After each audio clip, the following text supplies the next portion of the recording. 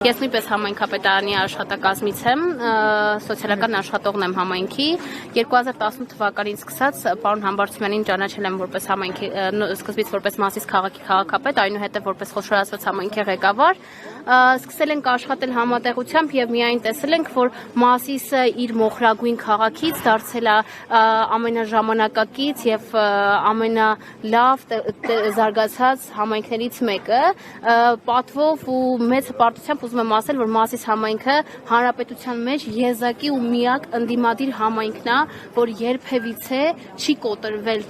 տվյալ ներկապահին իշխանության ոչ մի կատարած որոշումներին, կայացրած իրենց իհարկե իրավաբանական որոշումներ կան, որ մենք հետևում ենք եւ բոլորը ինչ որ կարգով է համայնքապետարանը աշխատում է, բայց այն ինչը որ մարդը սիրական է, բնականաբար մենք արդեն մեր խղճի առաջ ենք պատասխանատու, գործ ունենք մի համայնքի ղեկավարի հետ, որ երբևիցե իր աշխատակազմին չի ստիպել, որ ինչ որ որոշում կայացնեն, չի ստիպել, որ իրենց սկզբունքներին դեմ գնան եւ բնականաբար թույլ է տվել, որ ամեն մեկը գործի այնպես, ինչպես որ ինքն է ցանկանում։ Այստեղ գտնվում են Մասիս համայնքի սրտացավ բնակիչները, քաղաքացիները, ովքեր առաջինը ուղակի իմանալով զուտ եկել են իրենց համայնքի ղեկավարին դիմավորելու, անկախ նրանից նաեւ հաշվի առնելով այն փաստը, որ միգուցե իրենք չտեսնեն էլ համայնքի ղեկավարին, միգուցե համայնքի ղեկավարը չտեսնի, որ իրանք եկել են իրենց աջակցելու, սատարելու, բայց այնքան սրտացավ են եղել, որ մեր աշխատակազմը եկել է, որ ոչ միայն աշխատակազմը, այլ նաեւ ողջ Մասիս համայնքի բնակիչների 26 գյուղական շրջաններով եկել են սատարելու իրենց համայնքի ղեկավարին, որտեղ Մասիսը իր օրերում երբևիցե նման համայնքի ղեկավար չի ունեցել։ Դուք ուղղակի կարող եք գալ յուրաքանչյուր չորեքշաբթի բնակիչների ընդունելությունը համայնքի ղեկավարի եւ տեսնեք, թե համայնքի ղեկավարը ինչպիսի ընդունելություն է իրականացնում, ինչպես է հարցին լուծումներ տալիս բնակիչներին, երբևիցե ոչ մեկին չնեղացնելով։ Ձեր համայնքի ղեկավարը միշտ նշել է, որ պատրաստ է այս ձերբակալությանը, ինքը նախապատրաստ է, թե համայնքապետարանը իր բացակայության օրոք գործելու համար։ 2018 թվականից սկսած մեր համայնքի ղեկավարը առաջին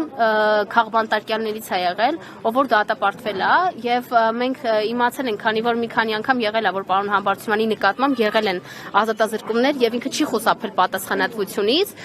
Իհարկե այս պարագայում մի փոքր շինծու դատավարության արդյունքներում մեր համայնքի ղեկավարին դատապարտեցին 6 տարի 3 ամիս ազատազրկման եւ խափանման միջոցը ընտրեցին որպես կալանավորումը։ Մեզ համար սա ինչ որ մի չափով ծիծաղելի որոշում է, որովհետեւ եթե պարոն Համբարձումյանը իրենց համար վտանգ չներկայացներ, իրենք նմանատիպ որոշում չէին կայացնի, հատկապես այն ժամանակահատվածում, երբ որ ինքը գործով Հայաստանում չէր, եւ ամենակարևորը, եթե իրենք վտանգ չզգային իրենից։ Պարոն Համբարձումյանը չի խուսափել պատասխանատվությունից, ինքը իր պաշտոնական էջում նշել է, որ աշխատանքի բերումով գտնվել է Ռուսաստանի Դաշնությունում, այսօր վերադառնալու է եւ պատրաստ է կրել